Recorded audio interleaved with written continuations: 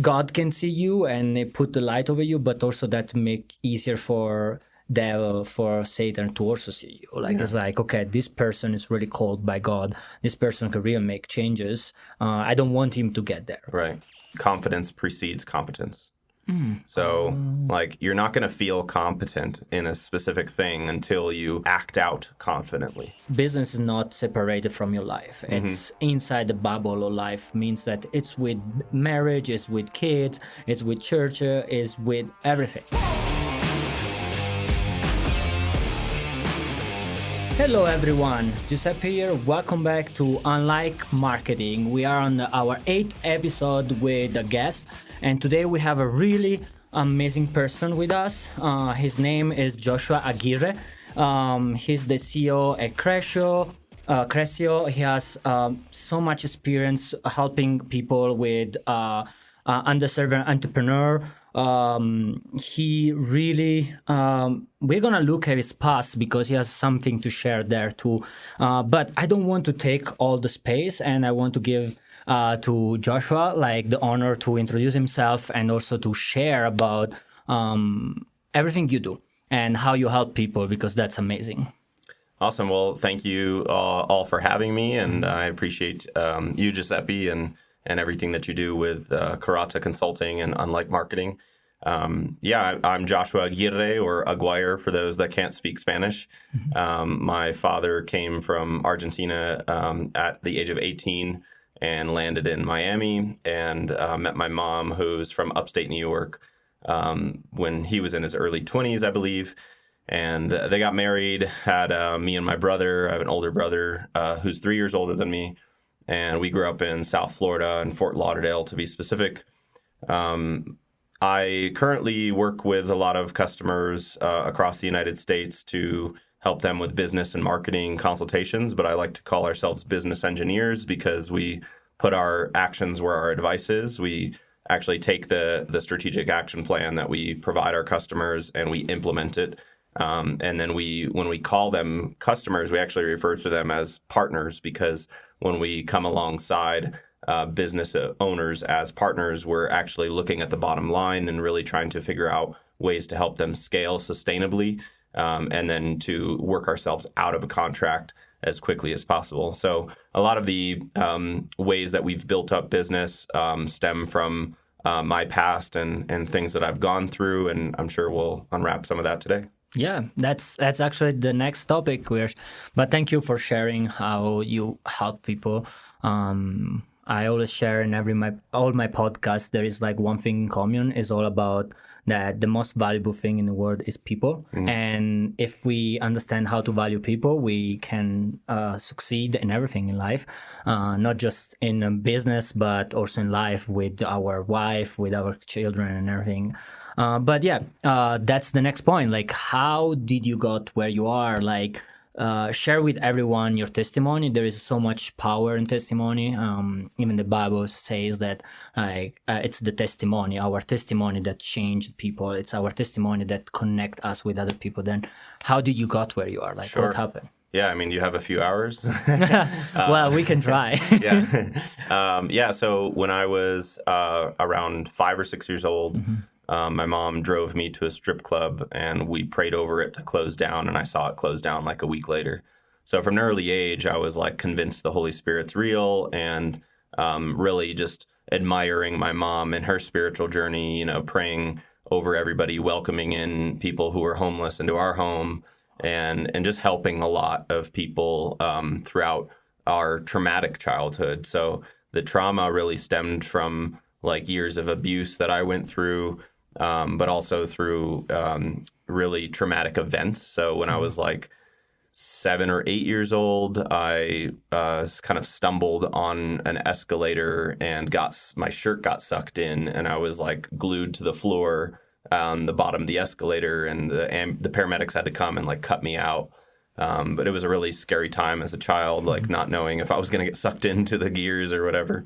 And a few years later, I was 11 years old playing with the neighborhood Great Dane, and the Great Dane just bit my arm, broke it in half, and it shook me like a figure eight.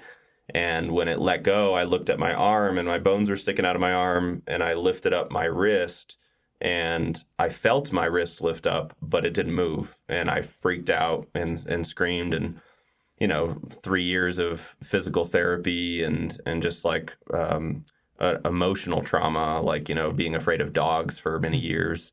That was a really traumatic point in my life. And also it allowed me to realize like how fragile our life is. And so I began to explore more creative outlets. After I got bit by the dog, the kids in the neighborhood, they would go around. When I was going around the neighborhood, they would bark at me to taunt me, and we had ended up putting the dog down. So like it was just a really emotionally tumultuous point in my life, and so I just secluded myself in isolation in my home, and started investigating on computers and learning Photoshop and just studying all these things that were creative outlets for me to do things that weren't outside.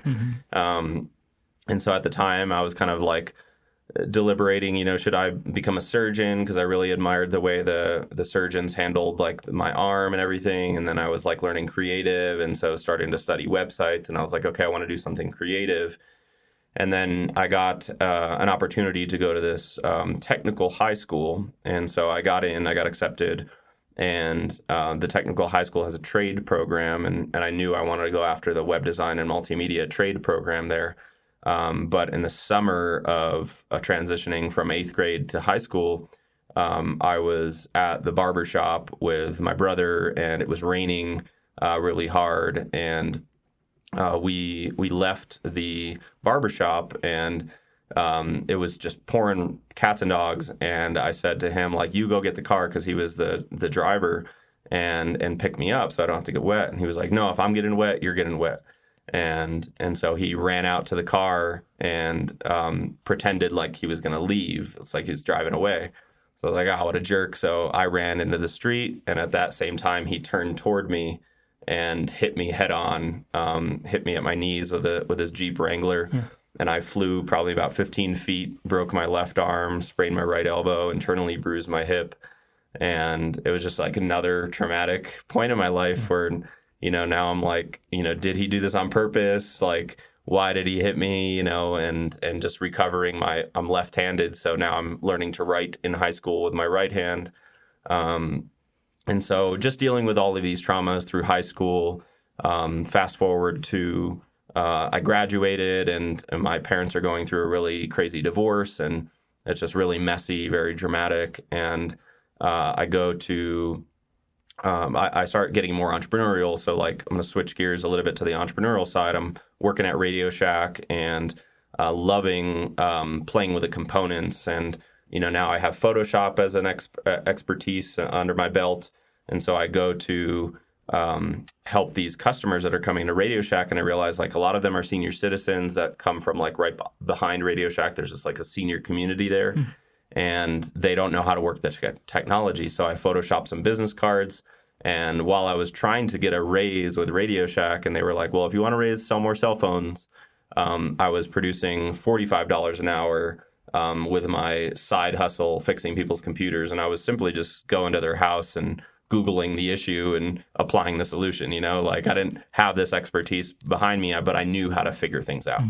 And so I really realized like that was the skill set. So I knew that my dad, after getting divorced by my mom, was on his way to Orlando from Fort Lauderdale, and he invited me to move with him. And I found out that there was a media group at the dealership where he was going, and I was like, I really want to get a job at this media group. They work with huge customers, and so I planned to move with him. And I got a job as a service advisor for Toyota, and was working that job for 9-10 months. And I was just like asking for an interview from the head honcho for every month, like I was asking. And so by month 11, not getting the interview, not even the position, like I didn't even get the interview.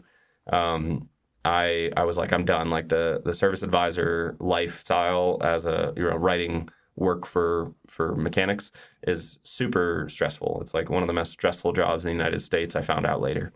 And so I was just like, I'm done. I'm going to quit. I'm going to find something else. And at that point, the head honcho, he called me and he's like, come in for an interview. And so I was interviewing for a web design position, and he said, well, I don't need a web designer. I need an assistant video producer. And I was like, well, I don't have that much experience. Like I had, the experience from my technical high school, but I was actually going to college for web design. And so I didn't have enough experience that I could apply to a position. And I was like, but I'll learn, like, I'm a fast learner. And so he gave me the opportunity, and, fast forward 2 years through that position, like I was editing websites, designing billboards, cutting out, doing the photography for car ads and cutting them out, and then designing ads.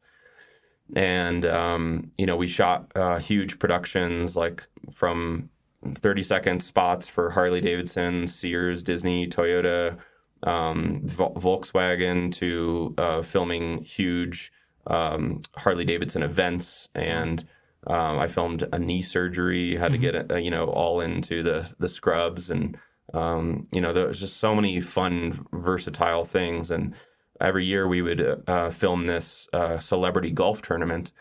And it was a huge deal. It was like the head honcho's private foundation, and it was his golf tournament.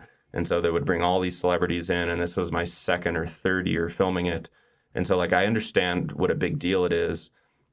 And now back to my personal side, like my mom is dealing with depression after divorcing my father, and she's going through all of this, and, texting me here and there. And on the second night of the celebrity golf tournament, she sends me a text like, "I'll always love you." And I've had suicidal ex-girlfriends before, so like that to me is a red flag. I call her immediately and I'm like, "Hey, are you okay? Like, talk to me, what's going on? Promise me you won't do anything." And like, I didn't realize how serious the situation was, because the following morning, even though she promised me she wasn't going to do anything, the following morning I get a call from the person that she's supposed to be taking care of. And he says that she's on the floor convulsing and foaming at the mouth. And did she take anything? And I was like, I think she's got Xanax by her bed. She was complaining, the night prior that she didn't want to live anymore. And so I was 2 hours away from where she was at. So I got in my 88 Supra twin turbo and freaking got 100 miles an hour, like got there super quick. Like I was just desperate to see my mom alive. And, when I arrived there at the hospital, like my mom has 5 brothers and sisters. Mm-hmm. I've got an older brother, and my dad couldn't get out of work. And I arrive at the hospital, I'm by myself. Like I see my mom on the gurney, she's convulsing, she's foaming at the mouth. And I'm like just in shock, but I'm like, okay, what do I need to do in this situation? So like, I know that the doctor's got it covered, but I need to talk to the nurse and figure out like, what is the next actions here? So she gets stabilized, and they bring her upstairs, and not to go into too much detail, but she was just telling me one thing, like, I don't want to live anymore, after she attempted suicide.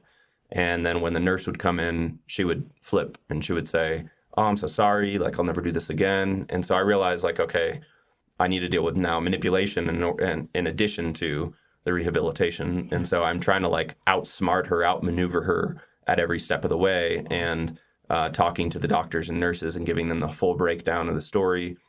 And even with that, even with my desperate attempts there, she attempted suicide 2 more times. And the last time, she was actually three more hours away from me. And I got a text, "I'll always love you," same thing. But this time she didn't answer the phone, and I didn't know where she was at. I knew that my friend knew she was at a hospital 3 days prior. So I Googled that hospital. I Googled the nearest mental hospital, and then I Googled the nearest pharmacy. And I called that pharmacy and I said, "Hey, did my mom come in asking for Xanax?" And they were like, "We can't tell you that." And I was like, "Please, like, I think she's in the parking lot attempting suicide." And they were like, "One moment." And so they went out, they found her in the car unconscious, and they called the ambulance and saved her life. But I had no idea that she was there. It was just, a guess. And so after that, we brought her to my house, and, we kind of let her go through the system. So she had to, go to the mental hospital again, and then go through the choice of selecting a halfway house to go to. And so she selected a halfway house in Pine Hills, which they call Crime Hills because it's so dangerous. And I would go visit her there. And while I was dealing with all of this, the head honcho of the company said, and I have a really stellar work ethic. Like if I'm working for your company, like I'm there 9 to 5, but I'm there 9 to 7, and I'm going the extra mile at every point. Yeah. Great attention to detail. As entrepreneurs, like we have great work ethics. Yeah. Nevertheless, my boss told me that I was missing too much time off of work and that I need to leave my personal problems at home. And I was so gut checked by that statement because he knew what I was dealing with. He's a Christian himself, and he knew that I have a stellar work ethic. And so for me, a switch turned in my brain, and I was like, I need to reinvent culture and leadership for other people. And so I, a little overzealous, started 3 businesses in that year. I moved my business out, which was about a freelancer marketplace and toying with this bigger idea. I started a partnership, and we built a drop shipping business. And then I started a nonprofit because I felt so much pent up energy trying to instill willpower in my mom that I knew that I needed to redirect that positive energy somewhere else where it would land. And my mom was always helpful to people growing up. I saw her bringing people of different cultures in my house. And so I worked with my wife, then girlfriend, to bootstrap our own nonprofit. And we wrote our own bylaws. We researched everything ourselves, and we got 501c3 approval in 9 days. We didn't hire any attorneys to do that. We organized our own board. And so I just started learning how to bootstrap things very early on. My biggest problem was time management. So I started studying time management, Getting Things Done by David Allen, and then creating my own Udemy course for time management. To date, I think I have 12,000 students that have taken that course. It's a little outdated, but I knew that I needed to balance a 9 to 5, my mom's situation, and 3 businesses, 3 side hustles at the same time, and figure out how to start scaling them all up. So after a few years, my wife and I started feeling a call to move to Charlotte, North Carolina. Okay. So I heard this scripture about selling all of your things and helping the poor. And it really dawned on me that God wanted me to be he wanted me to remove my sense of materialism about my car, because that was the last thing that I was materialistic about. And so I felt him asking me to sell my car. And so I put it for sale. Such the hardest thing to do, like put your baby for sale like that. And some guy, this was like before the Fast and the Furious movies blew up the Supra, some guy drove down from Georgia with a moving truck, and he paid us exactly, like our metric for moving was we needed 3 months of living expenses to get ourselves established in Charlotte, because we didn't have any jobs lined up. Yeah. And so that's what he paid me. He paid me exactly 3 months living expenses. Wow. For the Supra. And so it was just a clear door opening from God that we need to move to Charlotte. So we're now in Charlotte, and I'm starting to do my marketing agency, starting to spin that up, and doing a lot of side hustles, exercising my skill sets of website design and video production and all of that. And I started to realize that most of the people that were hiring me, they didn't know why or if the marketing was going to return an investment to them. And so I started trying to figure out this issue. Well, anyway, when I was at Radio Shack, 5, 6, 10 years earlier, I don't remember, I was playing with the components, and I came up with this idea for an automatic door lock. And so I sketched out the automatic door lock, and I said, okay, well, now I don't know how to go from this schematic to a prototype and then to a business. Like, how do people connect those dots? And this is before like Google was so trendy to solve those issues. Yeah. Definitely didn't have ChatGPT then. So I just rested on that problem, and that was where I came up with the first business idea, was to help people with ideas create businesses. And so that was kind of the business, but it wasn't fully established. Yeah. I want to ask a question. Like, Sure. I mean, there's so much you have shared, and it's like, yeah, the trauma that you had, I was like, whoa, that's okay. That's for sure. You can see that whenever there is a promises from God on a person, there is always you have a light over you that like even God can see you and they put the light over you, but also that make easier for devil, for Satan to also see you. Like it's like, okay, this person is really called by God. This person can really make changes. I don't want him to get there. Right. And you see with the dog, with your brother, like are all things that it's kind of interesting because like you will not, like probably the dog never did that before, and then just like something changed and now he bitten you. Like your brother was not really trying to do it or like was purposely doing it, and then he did one was playing too much, and then that's happened. Same things with your mom, like all the divorce and everything. Even she was so strong in the Holy Spirit and believed like that her prayers could close up cloud, but like internally she had a weakness, and Satan was know how to play it. That would also put you in a hard position. But in the same time, it's also amazing to see how every time Satan was trying to play with you to take away your purpose, God was making a second way. It was like, no, that's not gonna stop it. I mean, like I see you for all the acts and everything. Like seeing you walking and everything, I would never thought to like, oh, this person had like a half arm chewed out or like had like an accident. Like I cannot see that in you. Then I can see that, and also the way you approach people and the way you're grateful for everything. I met you at church. Like I don't see regret or like angry against God. Actually, I see that you are always ready to actually give. You never let all these things happen to you to be a motivation or reason for you to say like, well, that's God, I should just give up, like God doesn't want me, like, and just go in the depression side, because often happen that like Sure. You see these things happening, and like there is always two ways you can go through it. Either you see as a challenge and be like, I'm gonna go through this, I'm gonna make it through it, or like you can be like, oh well, that's it. And Right. you one things with that I like to ask you, because I believe people are watching now, they might have gone through so many other hard problems, but instead of be like you having 3 business and keep going strong, they might be actually in the other side, Sure. depressed, they don't know what to do.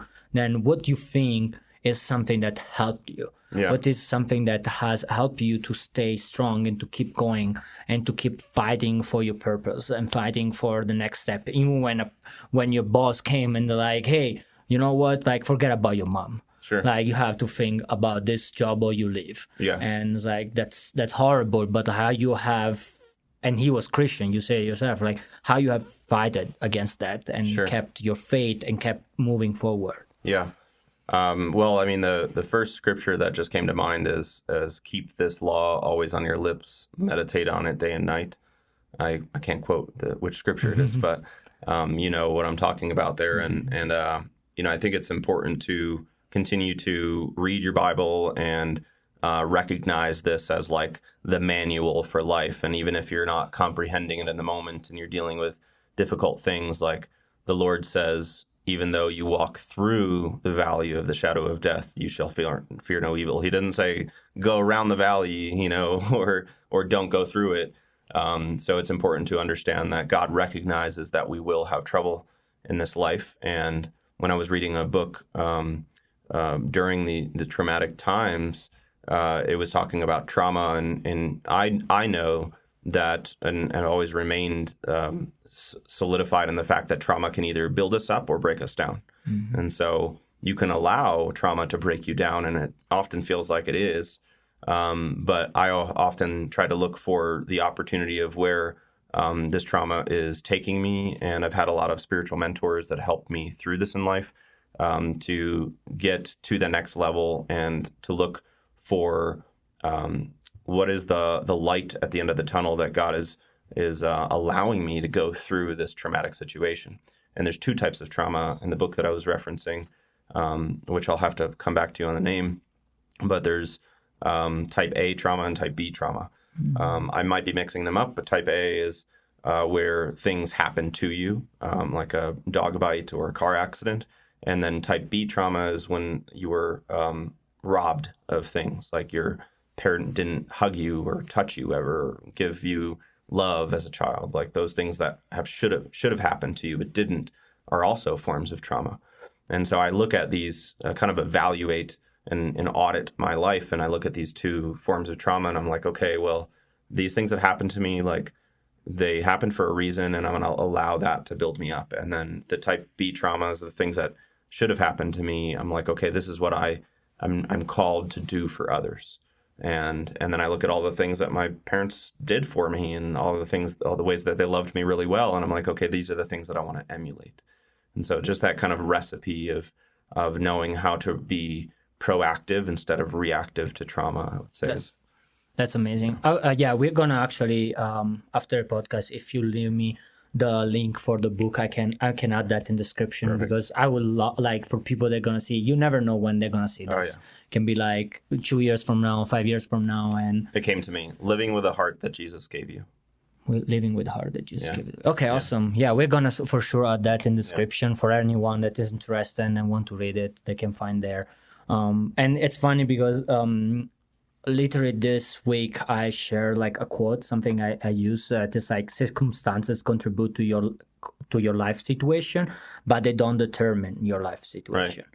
That's like something people always think like, yes, what happened to you contribute like what your life is going on, but doesn't decide how you're going to respond it. Sure. Or the choice that you're making. Like you have always freedom on that, and that's amazing how you were able to do that.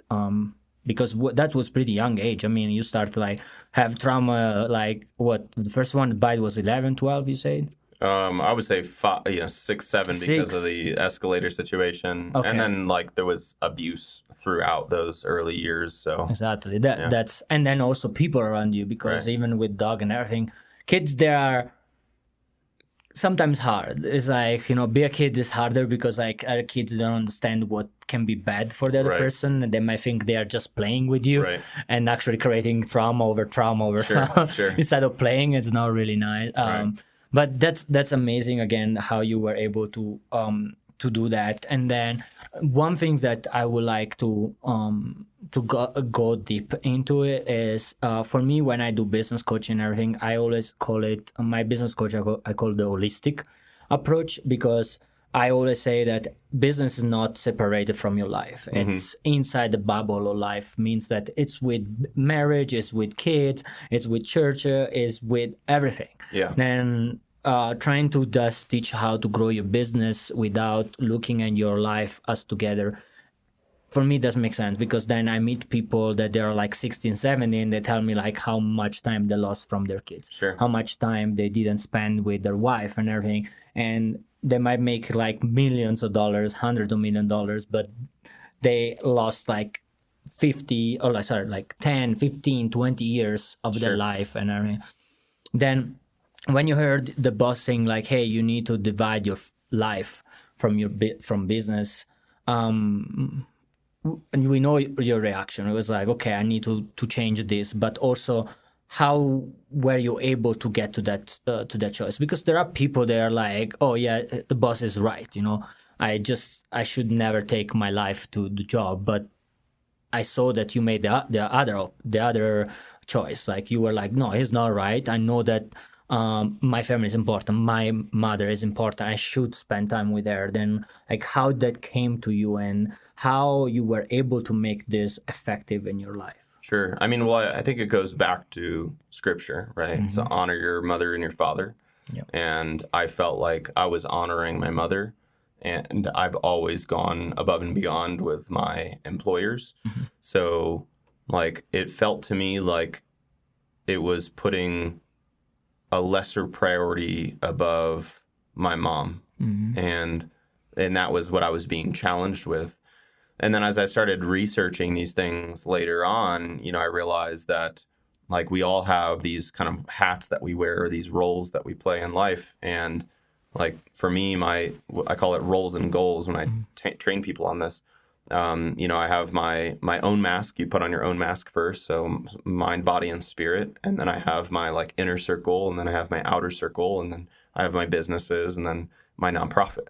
So like I have to keep things in that order when I'm assessing different fires and situations, because if I put something out of priority, then I'm likely to be that 60, 70, 80-year-old person that's at the end of their life that says, I have regrets. And I never wanted to be that. So I was always, from the dog bite, I was always thinking, like, my life could end in a moment. So I need to keep my priorities in order. Yep. No, that makes totally sense. It reminds me, I like that you used the a mask idea, because there is like, I mean, probably in the US they don't start, but like coming from Italy, we study all the different like Italian writer and everything. Yeah. And there's one called Pirandello. And actually all his writing is about mask. And he create three type of people and three different type of mask. There is the mask. There's people that they accept the mask from society. There's like, it's not their mask. Like the society give their mask. And then there are people that they accept the mask of their trauma. And then finally, there's the person that play with mask. Like means like they wear different masks depending on the situation, because they know how to behave or like what situation needs. And then they just like change mask all the time in the way that they can be the best in that situation. That's very interesting. I was referring to when you're in the airplane and then the mask drop down because the oxygen goes low. Okay. They tell you to put on your own mask before you put on your child's mask, because if you pass out, you can't help your kid. Yeah. But that's very interesting about that Italian writer. I like that. Yeah, it goes through that. And I always loved him because it was funny. I felt like it's totally true, like when you go through trauma, they give you some mask. They let the trauma start to put you like a different person, it start to change you and if you let the trauma doing it. Right. And when I learned from that writer, I decided that day, I was like, oh, I'm gonna actually be the third person. I want to be the person that I can wear the mask I want. Yeah. And then and people, they were always fun because they were say like, when I was with friends and everything, I was just a crazy person, just doing crazy stuff and everything. But then like when I was in university or with adults, I would be so serious and so focused, and they were like, you are totally two different people. Yeah. Like it's like, why are you doing that? Right. And everything. I was like, well, because I want to wear the mask for the occasion, and you can go to extreme with that too. Sure. Like you start to lose who you are at one point if you're trying to always be the best for just the occasion. Then you don't show who you are. And I think it was important to balance them, that I didn't want to be totally like I said, like a mannequin or like Right. a robot. Right. I had like, because I'm in this situation, I cannot show my funny part. Sure. Like I had to be always serious. But I then thought about the mask makes sense for you, like Yeah. the mask in the airplane, like focus on first on you, but then help the other people Sure. that they have. And then you were saying that, I mean, you started tree business. Do you still have the same tree business, or? So one we folded, and we started lots of side hustle projects underneath it. A/B testing different ideas, but we felt like the partnership is the one that I folded, and the nonprofit we've been running since 2014, and Invest, which was the original name of my business, has evolved into Crescio. Oh, okay. Yeah. That's how everything. I think because your email actually has still the old domain. Yeah, as we still retain it as a parent company. Oh, okay, perfect. And then like, sorry again, like how the nonprofit one? What is your focus on the nonprofit one? Yeah. So when we got in the space of the nonprofit space, we were like, we want to help the homeless, because there's a huge homeless problem in Orlando, and then we found out in Charlotte, and then again here in Colorado Springs and Denver. But we knew that there was a lot of other more established organizations already doing a lot of good work. And so we just kind of started the organization to partner with them to figure out what resources they needed and to help corral resources, do outreaches, and just studying the problem. Like, I think that's the first thing is like, I had a little bit of money as a 24-year-old entrepreneur, and like, I can do something with what I have right now. And so that's the motive that we went out with. And we said that for as long as the nonprofit exists, we'll have two separate bank accounts where one holds the operational funds and one holds the resources. And if somebody's donating to the resources, they have the ability to donate 100% to the cause, which is not common in the United States. Most nonprofits are like 80% goes to overhead and only 20% goes to the resources. And so we wanted to flip that script. So the nonprofit just became a bucket to tithe into from the for-profit, and figuring out ways to sustainably fix homelessness in the United States. So it took us like 8 years to come to a solution there. But as an innovative entrepreneur, and because my dad, he's a 45-year mechanic, he taught me to take apart engines and put them back together. And so I was always learning like how systems work. And so I was like, the mental health care system that was throwing my mom out, and she was being recycled through this system and not fixing the problem.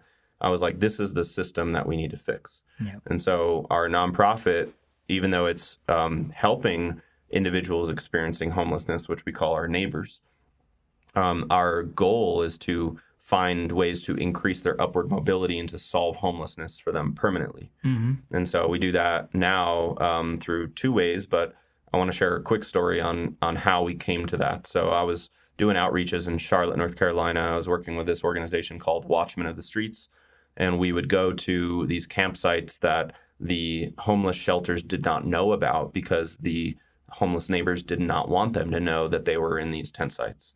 And so while we were going to these different tent sites, we would love on them, pray with them, give them resources, and kind of do our rounds. And I met this gentleman by the name of Todd Miller, who was walking around with us serving. And I was like, Todd, like, where do you live? And he's like, oh, I live in this tent site. So he was homeless himself, but he was serving the other homeless communities. Wow. And I was like, what a beautiful soul. And so I started to learn more about him, and I found out that he was living in this tent.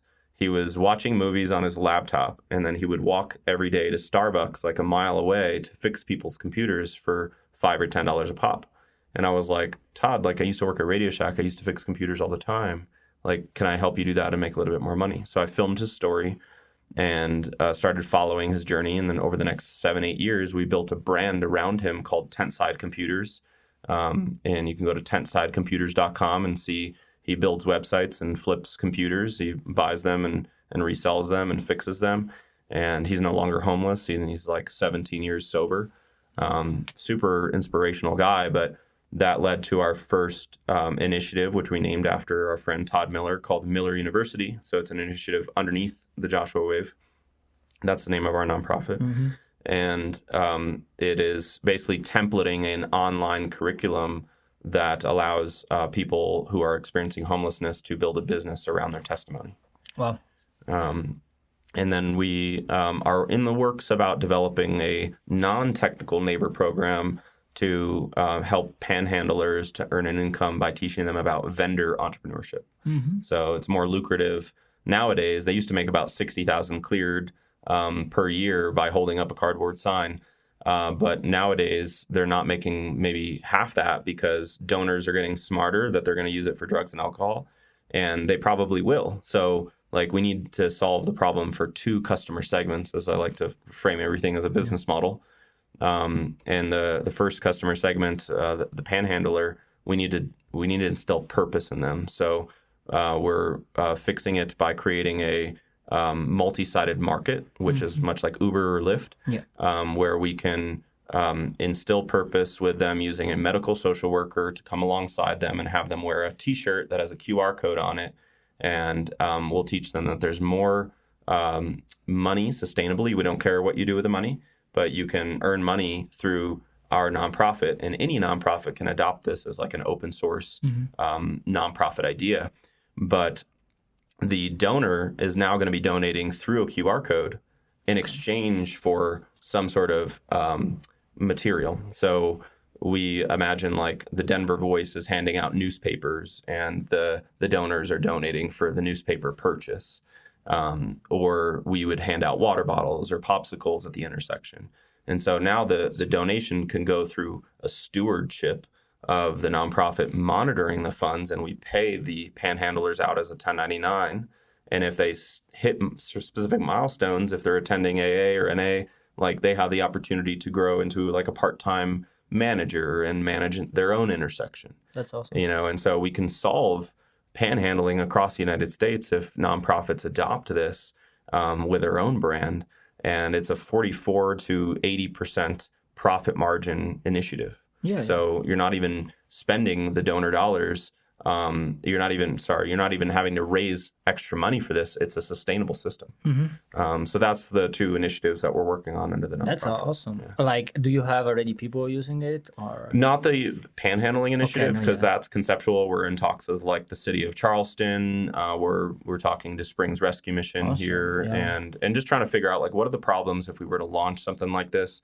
But I'm on the side of the fence of more like guerrilla marketing tactics. So I prefer to just do it and see what happens and then adapt, as we go. I totally like that. I think it's the best, the best type of it. I mean, that's kind of like, I always, I tell people like one of the model I use, it's like either you get the agile or like the lean process. And it's made for manufacture, but the basic of the knowledge is the same. Like, you don't trying to get perfect and then sell it, but you just like start to make like start to take the product out that it's at the minimum value product, and then as the people goes, you can always like make it better. Yes, exactly. And as long there is the basic of it, and and I think like it's used and now everywhere. I mean, you see with software. With your phone, they just drop you free updates and they crash your phone. Yeah. And then they're like, oh, we drop a next thing. They don't really check like if everything works. Right. But there is still this mentality for a lot of time when people start about, mostly with business, they are scared because maybe the idea doesn't work, or like I need to get everything figured out. Oh, I'd love to speak into that for a second. So at our business, like we have 25 team members on our team. And we have a philosophy in our organizational culture called tripping forward. So I want you to move forward. I want you to move fast, but you are going to trip. You know, things are never perfect. And most of the entrepreneurs that I coach are sitting in a permanent mode of hesitation because they don't feel confident. And one of my favorite authors, the name will come to me, but she says, confidence precedes competence. So like you're not going to feel competent in a specific thing until you act out confidently. Yep. No, that's great. I think I heard that one too. I don't think it was like from one, but I mean a lot of people probably use the same quotes and everything. But I mean even like I think it's in Peter in the Bible say that you have to enter the throne of God with confidence. And that's kind of thing like how do you enter everything? Like God didn't say you need to be righteous. It didn't say you need to be be competent, or like you need to be a millionaire, billionaire to enter the throne of God. They say like I want you to have confidence. Right. Same things as like with work, with everything. Like be confident in what God has given you. God does speak over you. Like there are words, and also that is be humble. Because like if you don't do something because you're scared that you can fail, but God has told you to do it, you're actually not humble because you're not submitting to God. Like you're not humble in yourself and say, yes, Lord, I'm going to do it. Yeah. Anyway, that's the main thing. I love your, business are built on values, not on rules. Right. Then like you giving this value to your employees, it's actually something that will help today, but will help them for all their life. Definitely. Yeah. And instead of rules, just telling them, no, you need to do this, this, and this, it's gonna be also harder to follow up. Right. Where like when you give value, people, they make them their own life around the value, then they can leave it. Yeah. And they don't have to think hard. They just gonna do it right away. But it's amazing. But going from then like the confidence side of it and the business, how do you then like help even not just like your employee, but even the business owners, entrepreneur, like, because I know you help people also starting. That's one of their main mission, like people that they don't have money, or like, I mean, when you go to your website, you say like, pay whatever. Pay what you can. Pay what you can consulting. Yeah. That's amazing idea. I love it. Then how do you help people going make this step, like, because there are so many people that are called visionary. They have so many ideas. Yeah. They can write you like 3 pages of ideas, but then they're still working for Starbucks. Right. Yeah. How you handle that? Sure. Well, I was there too. Like, I had 300 ideas and a list. I probably still have that list. And I had analysis paralysis. I couldn't make the decision on which one to move forward with. And this is a very common problem from serial entrepreneurs. Like, we have too many great ideas and not enough time to execute them, and we don't know where to start. So I use this pay what you can consulting as like a lead magnet to draw them in to evaluate the idea. But when I get into a conversation with them, I'm really trying to understand the motives of their soul, of their spirit, and the way that they should be headed. Like, what is their God-given trajectory? And are they in line with that? And is the business model aligned with that? And so the same 2 questions that I ask my employees in interviews or my team is the same 2 questions that I ask the entrepreneurs that I'm coaching, because I think we all need to live based on what we're passionate about. And a lot of people don't know how to identify their passion. So I remove money as the motivator. I say, if you had all the money in the world and you've traveled for 10 years, because everybody says I would travel, then what would you do with your time and your money after you've already taken care of your people? And a lot of times those 2 questions back to back allow them enough time to self-assess if they are on the right track for that 10-year vision. Because if you ask people, like, what's your 10-year vision? It's such a loaded question. People get overwhelmed by that. Like, I get overwhelmed by that question. I have to go into nature for 3 days and journal and get away from technology to figure that out. So I usually pair that with the initial consultation to extract some of the trajectory. That's awesome. Yeah, I like that. And actually, I was hearing someone else saying, and I've been using lately for some also my client, to actually add to write at least 100 goals. Yeah. Because one thing that a lot of people start, at least that was happened to me, when they only told me, like, you have all the money in this world, all the time in this world.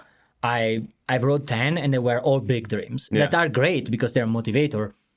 But then they also make you feel like, well, then when you read them and you see your bank account, you feel like, how I'm gonna do this? Sure. Then sometimes with my wife, we did that too. Like, we wrote 100 points, because after the first 20, because you have consumed all your imagination about having like a big car, airplane and everything, now you start to go to more like small things. That can be, for example, like, one thing for me and my wife was like, let's redesign our house internally. Like that, it's a lot cheaper than buying like a jet. Right. Or like maybe let's go in vacation in Miami by next year, stuff like that. You start to go to smaller things, like, or we want to be able to eat out once a week, like having 1 hour 2 hours that we can just, even with the kid, just for us. So these goals that you're talking about, like, I call them like 10-year visions, are oftentimes very ambitious, but very unrealistic. And that's the way they should be. And it's the same as creating organizational culture and creating the vision for your team. So I always say that the vision is the carrot that the rabbit never reaches. And so your visions should always be out of reach, because you want something that is your North Star to guide you. But when you assess your roles and goals and you say, okay, these are the hats that I wear in life, and this is the 10-year vision for each one of those, your next step should be half-lifing that. From 10 years to 5 years, what does half of that vision look like? Because now you're creating the ambition, but you're bringing it a little bit closer to reality. And then you go from 5 years to 3 years, and 3 years is the bridge between ambition and 1 year realistic goals. And so your 1 year goal should be that redesign in the house, but chasing the jet. Exactly. No, I totally agree. And I think I use similar. I say, like, you need to have a God goal. Then you have to have like, not extreme, but like pass your limit goal. And then you have to have a realistic goal. And then, for example, like in a year can be like, your realistic goal is make 200,000, because you maybe already have, last year you make 100,000. Then like next year you can easily make 200,000. Then you can have like 500,000 can be your like extreme or like expanded goal. And then you can be the God goal is like something that you pray with God and say like, okay, God, what I should do it, what it should be like, what I should aim for. And if you say like it's $1 million, you aim for $1 million. Yeah. And it's fine. You leave that to God, like, that it's really hard for you, but you still know that God has spoken to you. Then like that should be your highest aim. That's great. And because God say, but at the same time, you keep working to get also the 200,000 and get the $500,000. And once you get the million, because God told you, like, you'll be like, wow, but at least like, don't stop only on the big one, but like always create like, kind of like, I like to divide in 3 parts. Sure. Like, yeah. That like this, everyone can be. And normally I've found that people that they aim for God goal, like they didn't create it, but they had God create for them. They're always almost always they get to the extreme one. Right. They always get to the $500,000, for example. Like they're able, because now they are looking so much, you were saying, like to that goal, that they're like, and they know that God is working through them, that they don't feel alone. Yeah, I love that. It's kind of like combining Grant Cardone's 10X rule with the Holy Spirit. Yeah. I never thought about it. That I should use that. Yeah. Okay, combine these two. Yeah. That's awesome. But yeah, and then like how you approach marketing. I mean, like this podcast is called Unlike Marketing. Yeah. And the game for me, it's like when you go on the internet, you were saying before, there are so many people that get really frustrated with marketing, because there are people making this promise to send you an email like, oh, what about if I send you like 5 different new leads, warm leads each week for just $99 or like stuff like that. And then like they trying these things, they just spend hundreds to like thousands of dollars and they don't get anything. And how do you work with that? Do you had these people coming to you? It seems yes, because you told me before that that's one of the reasons why you joined marketing. Yeah, so I was running my own marketing agency, and I was realizing like people don't know why or if the marketing is working. And so I went back to my Radio Shack problem, and I was like, I need to find a recipe for creating a successful business. So I spent about a year just digesting a ton of information and creating this template based on some of the best books in the world on creating organizational culture, building sales processes, building innovation into your pipeline, and structuring your business for low risk and high scalability. And so we built this model. It's called the Agile Autopoietic Model, AAM model. And Agile, we know what that means about continuous feedback loops. Autopoietic is a word that comes from the biological action of when cells split. Oh, okay. And so it's really to reinforce that organizations are run by humans and they're constantly evolving, and you need to be mindful of that. And so this recipe involves 4 different pillars. We see companies as like a Parthenon. And so the first pillar is culture. And so you need to have like a really aligned vision and mission to vision to inspire your team and yourself, and mission to inspire your customers. And that is like at the forefront of all marketing. Then you need to have value. The value is the second pillar, the value that you're delivering to your customers. You need to brand and market that well. And then understand like you're reducing the steps and the friction in the sales process. And then we look at innovation, like what technologies are you adopting to reduce overhead, but also how are you unlocking innovation with your team? How do they know that they're allowed and encouraged to innovate? And then the operations is like I always say, the boring stuff in the business.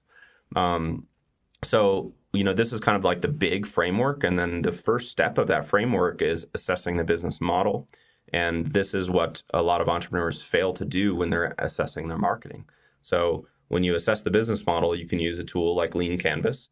But Lean Canvas is great. However, when it asks you what your unfair advantage is, it doesn't ask you who your competitors are. So how are you supposed to know what's unfair about you if you're not assessing your competition?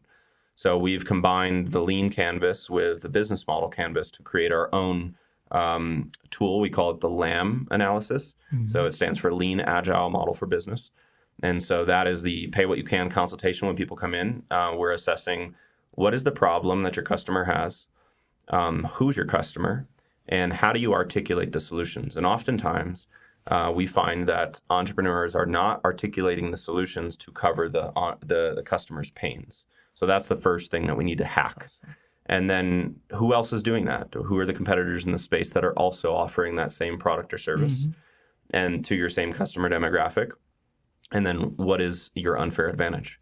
And so the unfair advantage, I really like to extrapolate from the heart of the entrepreneur, and the closer the alignment that can be there, the more they can create this super unique business that other entrepreneurs won't even want to replicate because it's not aligned with them. Yep. And then once we have that unfair advantage in the solutions, now we're looking at, okay, what are the channels that you should be marketing in? Where are your customers currently hanging out? And if you are like chasing after, women between the ages of 30 and 50, like you may want a Pinterest account, So it's like understanding like where the demographics sit in social media, but also like in personal, like in-person events and such like that. And then crafting your marketing, using your unfair advantage into those channels. And so the way that we craft it is based off of Simon Sinek's Golden Circle, or the story brand framework. So like why, how, what, why is the emotional connection? It's usually driving home the unfair advantage, because I don't want a lot of customers to pay me a lot of money. I want a lot of loyal, missionally aligned customers to pay me a lot of money because they'll have a much longer term customer value. Yep. And so having those things very clear first and foremost allows you to iterate and A/B test different marketing strategies very quickly. And so instead of setting up a $1,500 WordPress website, like go to gamma.app and set up a free 2-minute AI-driven website and test those marketing strategies before dumping hundreds of dollars into Google Ads and not seeing a return on investment. Yeah, makes sense. Yeah, that's my 5-minute marketing experience.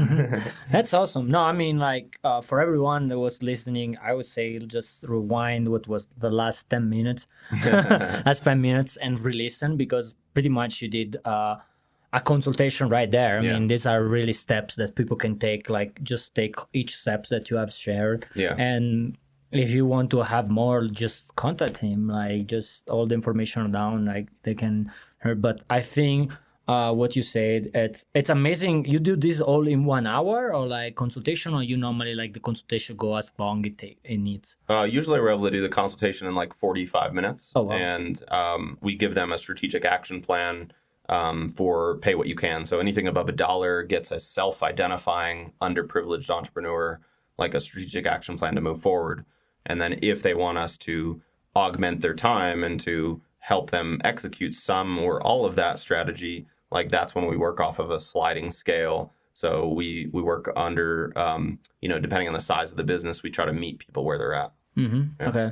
And then for people that wanted to test the website or test the marketing, what was again the website? You say AI, Gamma.app, but there's hundreds, thousands of AI tools. Like I'd recommend going to futuretools.io and you can select like what type of tool you need, whether it's website or design or video, and see how to unlock innovation in your own business. Like what's going to save you time and energy, because those are the only two currencies that you have. Yeah, that's awesome. Apart from that, I mean, we are pretty much close to the ending, but I think we could still like go on forever, because all you are saying, it can direct to different conversation. Even when you say like, oh, I like the business plan, I put together the lean plan with the business plan canvas. I always found both of them also like they were not like fully part of the what a really business is. Mostly when you learn that people don't buy because of like the great product you have, but people actually buy most of the time because they have a connection. There's what you sell, the value you sell, and the way you sell, they create like a more deep connection with people that they're like, I want this. Right. And that's the reason why you can have a product sold for any product can be sold for $20, and the same product, just by changing the marketing or like changing the way you present, you can sell it for $1,000. Exactly. Yeah. I mean, I think there's two levels of marketing. It's like you're either selling to cover a problem, right? That they already know they have. So you have to meet them at that point of self-awareness, or you're creating a perceived need. And that's what companies like Facebook did. You know, like there wasn't a problem there, and they invented the problem, marketed the problem, and built the solution. Yep. And so that's a much harder business to build. But most people are down here, and they have trouble monetizing their initiatives because they're not able to connect empathetically with their customer, and it's all about empathy-driven insights. Yeah, and I teach all about how to create premium offer and how to charge higher. Like I took the, kind of like feel the idea like Dan Locke used the wording add that zero to your offer. Yeah, and that's kind of like the same idea as like you. How you can do that? It's because you don't try to find new problem, but you actually like look at the problem, trying to understand how much they need that, how much they're, and then like create the offer over it, and emphasize how much this offer can solve all the problem and everything. And don't be scared. Again, to go back to confidence, don't be scared to charge people, right? Because there is not like sometimes actually charge less can close more doors than charge more. That's true. And it's all a game around. Then for conclude like our interview, and again, I'm sure we'll have you back because you have so much to share, so much knowledge, so much experience, also how much you help the community here in Colorado, but in Charlotte, everywhere. Like you really care about people, care about their future. But I really want you to leave everyone with few I would say tips, like something that can help them start the business, but also like maybe they feel stuck right now. They feel like I started, I still don't make enough, like how I can go to the next steps, you know, like there are, I would say like 3 to 5 points that you want to give to people that can help them. So yeah, if you're feeling stuck in your business and you don't know how to get out of that, I guess, production cycle, I think there's two different types of entrepreneurs that I would speak to here. Is like the ones that are not seeing the needle move. I would say you're probably not empathizing with your customer and meeting them where they're at. So it's really a matter of understanding and evaluating like what your customer's problem really is. And so a great way to do that is like survey data. So you can, find out where your customers hang out, like look at those channels, and then start developing like free Google Forms and sending them a survey in exchange for, a free product or service that you have that's, a low cost for you, so that you can start getting that data in, because the more accurate you're able to pinpoint your customers' problems, the easier it will be to articulate the solution for those problems, and then you'll be able to start to see the needle move a little bit faster. And then for the customers, most of our clients currently are struggling more in the getting out of the production cycle. So they're so aggressively hustling in the production cycle that they're not able to see a way out, and they didn't get into business to be stuck in production. They got into business to own a business and to create an economic engine for their future, for their family's legacy. And so like to get to that next level, it's imperative that you have time blocks. I mean, look at Elon Musk, running Tesla and SpaceX side by side. Like if you study his calendar, like he does one day on one business and another day on another business. So in the same way, we have to look at ourselves as miniature Elon Musks and find different ways to block our schedule based on our highest energy. So I look at like, when is your day off? If you don't have one, make one.